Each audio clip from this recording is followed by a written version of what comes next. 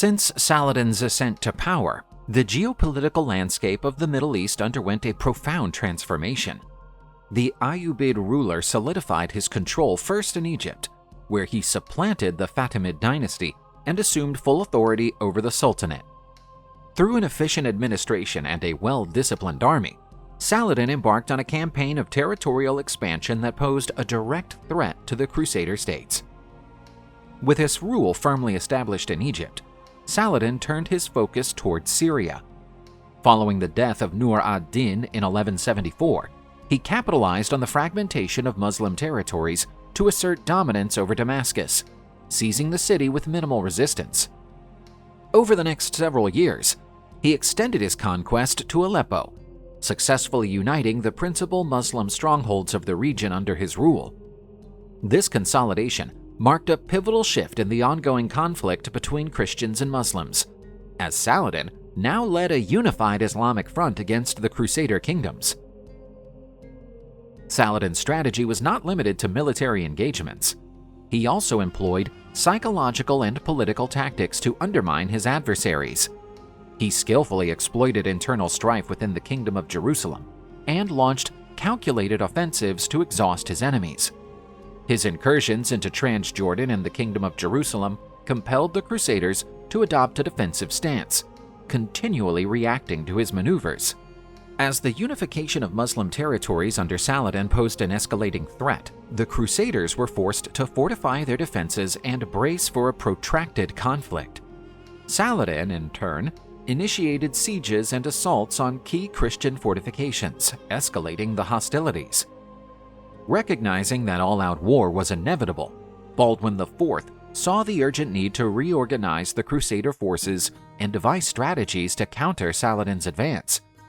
The remainder of his reign became defined by relentless efforts to resist the sieges imposed by the Ayyubid leader, leading to decisive confrontations that would determine the fate of the Kingdom of Jerusalem. Baldwin IV was acutely aware that confronting Saladin in open battle without a well-prepared defensive strategy would be disastrous. Consequently, he prioritized tactics centered on mobility, leveraging the terrain and strategically positioning his garrisons. One of his key initiatives involved deploying mobile garrisons. He established agile cavalry and archer detachments to patrol the kingdom's borders, disrupting Muslim troop movements and launching swift assaults on Saladin's forces. These skirmishes were instrumental in wearing down the enemy and preventing them from securing strongholds within Crusader territory. Moreover, Baldwin reinforced alliances with regional barons and military orders, ensuring that pivotal fortresses were well provisioned and defended. Strongholds such as Kerak and Montreal were fortified with supplies and experienced soldiers, preparing them for prolonged sieges anticipated in Saladin's campaigns. Tensions continued to mount as Saladin mobilized for a renewed offensive against the Kingdom of Jerusalem. Saladin assembled in 1177 an imposing force of approximately 25,000 troops, comprising infantry, mounted archers, and heavy cavalry, with the strategic objective of capturing Ashkelon. Seizing this city would provide direct access to the Mediterranean coast and facilitate a subsequent march toward Jerusalem. Confident in the numerical superiority of his army and the perceived weakness of the Crusader defenses, Saladin launched his campaign with little initial resistance. As Saladin's forces advanced, Baldwin IV and his advisors realized that allowing Ashkelon to fall unchallenged would be catastrophic. However, the Crusader army was vastly outnumbered and lacked the necessary strength for a direct engagement. Faced with imminent danger, Baldwin IV made a bold decision. Rather than await a siege at Ashkelon or Jerusalem, he chose to confront the Muslim army directly in open battle. Recognizing the challenge of engaging a numerically superior force, Baldwin relied on swift maneuvers and surprise offenses to shift the odds in his favor. Summoning all available knights, including remnants of the crusading nobility and military orders, Baldwin urgently rallied his forces. Although still vastly outnumbered by Saladin's troops, the young king was resolute in his determination to fight. The Christian prospects, initially grim, improved with the arrival of the Knights Templar. Led by Grand Master Arnold of Toroja, the Templars brought not only additional warriors, but also crucial expertise in combating Muslim forces. The Crusader army, numbering fewer than 4,000, prepared to face an Islamic force exceeding 20,000 troops. Baldwin and Arnold of Troja devised an audacious strategy. Exploiting the exhaustion of Saladin's army, they would launch a decisive assault when the enemy was at its weakest. Selecting advantageous terrain was key to neutralizing Saladin's numerical superiority. The Ayyubid forces, fatigued after a grueling march under the relentless Palestinian sun, found themselves in a region where cavalry maneuvers were restricted by hills and uneven ground. This terrain limitation hindered the effectiveness of Saladin's mounted archers, granting the Crusader heavy cavalry an edge in close combat. Days of arduous marching had drained Saladin's troops, leaving them short on water and provisions, significantly weakening their combat effectiveness. Recognizing this vulnerability, Baldwin seized the opportunity for a surprise attack. Instead of waiting defensively, he ordered a rapid and aggressive charge against the Muslim army. Well-positioned Crusader forces struck with full force, catching the enemy off guard and throwing them into chaos. Baldwin's troops were meticulously arranged to maximize their assault's impact. Heavy cavalry spearheaded the attack, with infantry and archers providing critical support. The Crusaders' well-coordinated onslaught shattered the disorganized Ayyubid lines before they could regroup. The tactical discipline of Baldwin's forces stood in stark contrast to the mounting disorder within Saladin's ranks. Despite his debilitating illness, Baldwin IV personally led his army into battle, displaying remarkable courage and resolve. His presence on the battlefield inspired his men, reinforcing their commitment in the face of overwhelming odds.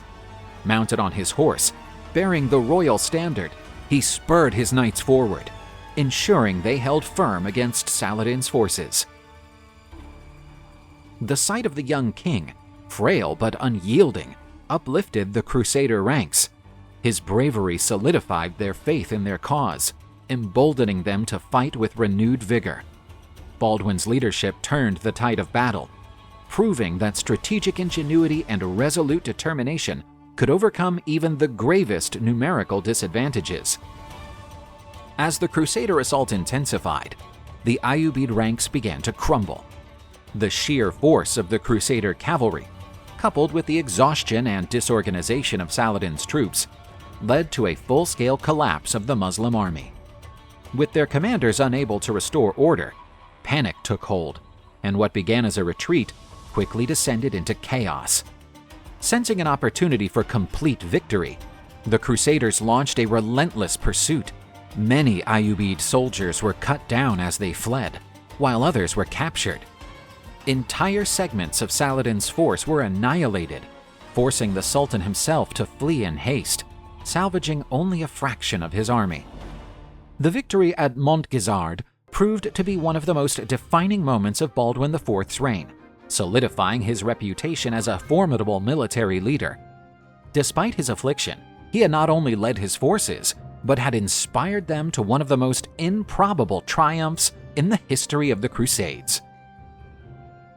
This resounding success dramatically altered the morale within the Kingdom of Jerusalem. After years of constant pressure from Saladin's incursions, the decisive victory at Montgisard provided a much-needed resurgence of confidence among Christian nobles and soldiers. It demonstrated that Jerusalem's defenders could still withstand and even defeat the most powerful Muslim armies, at least for the time being. In the aftermath of the battle, Baldwin IV and his commanders took swift measures to consolidate their gains. Fortresses were resupplied, garrisons reinforced, and strategic defenses reassessed to prepare for future confrontations. Baldwin's leadership helped unify factions within the kingdom, at least temporarily quelling internal disputes among the nobility. The defeat at Montgisard dealt a severe blow to Saladin's ambitions. His army suffered significant casualties, losing not only soldiers but also key commanders.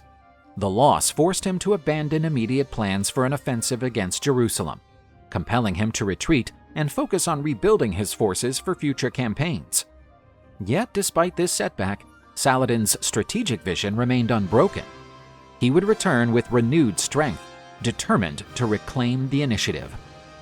Baldwin's leadership during the battle cemented his status as a ruler of divine favor. His unlikely victory, achieved while suffering from an incapacitating disease, elevated his prestige among his allies. The Christian world hailed Montgisard as a miraculous event, reinforcing the notion that Baldwin was a divinely appointed protector of Jerusalem. News of the triumph quickly spread across Europe, reaching the papacy and the courts of Christian rulers. The Pope praised Baldwin's heroism, and renewed enthusiasm for the Crusader cause emerged. The victory also encouraged additional reinforcements from Europe, as more knights and soldiers sought to join the Christian defense of the Holy Land.